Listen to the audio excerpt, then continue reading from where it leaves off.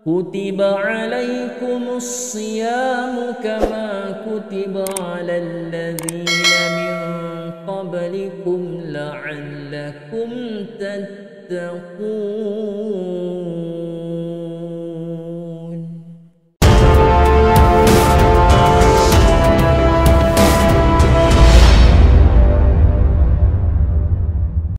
أعوذ بالله من الشيطان الرجيم. بسم الله الرحمن الرحيم. السلام عليكم ورحمة الله وبركاته. Alhamdulillah, bersyukur kita kehadrat Allah Subhanahu wa taala dengan limpah kurnia dan inayahnya dapat kita bersama-sama bertemu untuk sesi pengajaran dan pembelajaran pada kali ini. Insya-Allah, sebelum kita bermula, marilah sama-sama kita mendatangkan memohon doa kepada Allah Subhanahu wa taala. A'udzu billahi minasyaitonir rajim. Bismillahirrahmanirrahim. Alhamdulillahi rabbil alamin. Wassalatu wassalamu ala asyrafil anbiya'i wal mursalin sayyidina Muhammad wa ala alihi wa sahbihi ajma'in. اللهم افتح علينا حكمتك وانشر علينا من خزائن رحمتك يا أرحم الراحمين. رب اشرح لي صدري ويسر لي أمري واحلل عقدة من لساني يفقه قولي. وصلى الله على سيدنا محمد وعلى آله وصحبه أجمعين والحمد لله رب العالمين. Alhamdulillah, bersyukur kita kehadrat Allah Subhanahu wa taala, kita dapat menyambung pelajaran kita pada kali ini dalam mata pelajaran pendidikan Islam tahun 4, dan insya-Allah hari ini bersama dengan Ustaz kita akan meneruskan pada bidang ibadah unit yang ketiga, tajuk Bulan Penyucian Jiwa. Murid-murid, tahukah murid-murid apakah bulan yang di dalamnya penuh dengan keberkatan, yang di dalamnya penuh dengan bermacam-macam ganjaran dan hadiah kemenangan bagi mereka yang berjuang di dalam bulan tersebut? Ya, sudah pasti ia adalah bulan Ramadan. Dan di dalam bulan Ramadan telah diwajibkan satu ibadat, iaitu ibadah berpuasa. Mari sama-sama kita lihat pada buku teks muka surat 129 tentang apakah yang dimaksudkan dengan puasa. Pengertian puasa. Puasa ialah menahan diri daripada perkara-perkara yang membatalkan puasa, bermula daripada terbit fajar hingga terbenam matahari disertai dengan niat. Daripada definisi yang diberikan, kita tahu bahawa puasa ini merupakan satu ibadat untuk kita menahan diri daripada perkara-perkara yang membatalkan puasa. Bila? Bermula daripada terbit fajar, yakni bermula pada waktu subuh, sehinggalah terbenam matahari, yakni sehingga waktu maghrib. Tetapi dengan syarat mesti disertai dengan niat. Seterusnya, dalil kewajipan puasa itu, mari kita lihat pada ayat yang akan Ustaz bacakan. A'udzu billahi minasy syaithanir rajim. Ya ayyuhalladzina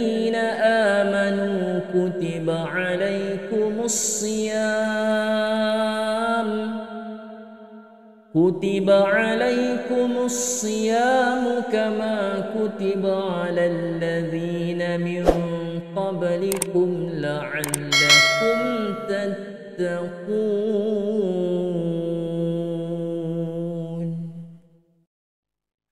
Surah Al-Baqarah ayat 183. Apakah maksud daripada ayat yang kita baca sebentar tadi? Maksudnya, wahai orang-orang yang beriman, kamu diwajibkan berpuasa sebagaimana diwajibkan atas orang-orang yang dahulu dari kamu supaya kamu bertakwa. Daripada dalil berpuasa ini, dapatlah kita rungkaikan hukum puasa bagi seluruh umat Islam adalah wajib.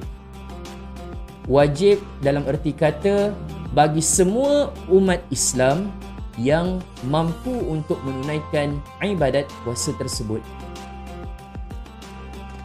Seterusnya mari kita lihat apakah pula rukun puasa. Rukun puasa ada dua. Yang pertama adalah niat, iaitu nawaitu sawma ghadin an adai fardhi Ramadan hadhihi sanati lillahi ta'ala. Maksudnya, sahaja aku berpuasa esok hari untuk menunaikan fardu Ramadan tahun ini kerana Allah Ta'ala. Niat adalah satu perkara yang rukun, wajib. Jika ditinggalkan, maka tidak dikira sebagai ibadat. Kedua, tidak melakukan perkara-perkara yang membatalkan puasa. Nanti kita akan lihat apakah perkara-perkara yang membatalkan puasa. Jadi dua perkara ataupun dua rukun puasa yang perlu kita ingat. Seterusnya adalah syarat wajib puasa. Syarat-syarat wajib puasa yang pertama adalah Islam. Dalam erti kata tidak wajib bagi orang kafir, hanya diwajibkan bagi orang Islam. Kedua adalah baligh. Baligh cukup umur. Maka kanak-kanak yang belum cukup umur, belum baligh, tidak diwajibkan untuk berpuasa.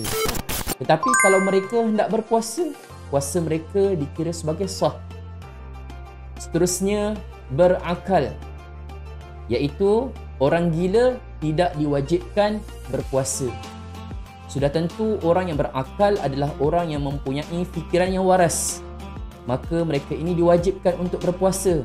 Berbeza dengan orang yang hilang kewarasan ataupun akal, maka dia adalah orang yang gila. Maka apabila dia gila, dia tidak diwajibkan untuk berpuasa. Keempat, mampu, yakni tidak uzur dan tidak sakit. Dia mampu untuk mengerjakan ibadat puasa tersebut. Maka kalau dia mampu untuk berpuasa, dia perlu untuk berpuasa, wajib untuk berpuasa. Tetapi jika dia tidak mampu, dia diberikan rukhsah ataupun kemudahan untuk berbuka. Tetapi kena melihat keadaan dan situasinya. Seterusnya, mari kita lihat apakah pula syarat sah puasa. Syarat-syarat sah puasa yang pertama adalah Islam. Seseorang yang berpuasa itu mestilah orang yang beragama Islam. Maka orang yang bukan beragama Islam tidak sah puasa dia. Yang kedua adalah suci daripada haid, nifas dan wiladah. Ini adalah perkara yang berlaku khusus bagi kaum wanita. Sekiranya seseorang wanita itu berlaku haid, nifas atau wiladah, maka puasanya tidak sah.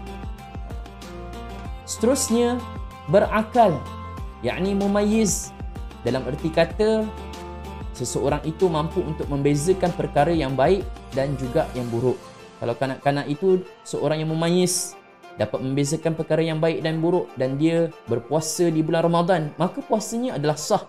Tetapi bagi mereka yang gila ataupun pengsan ataupun belum mumayyiz, maka tidak sah puasanya. Keempat, bertepatan dengan waktunya. Tidak berpuasa pada hari-hari yang diharamkan berpuasa. Contohnya hari raya Aidilfitri dan Aidil Adha. Jika puasa itu berlaku pada contoh hari raya Aidilfitri dan Aidil Adha dan ia adalah hari yang diharamkan, maka puasa tersebut tidak sah. Seterusnya, apakah pula perkara-perkara sunat puasa?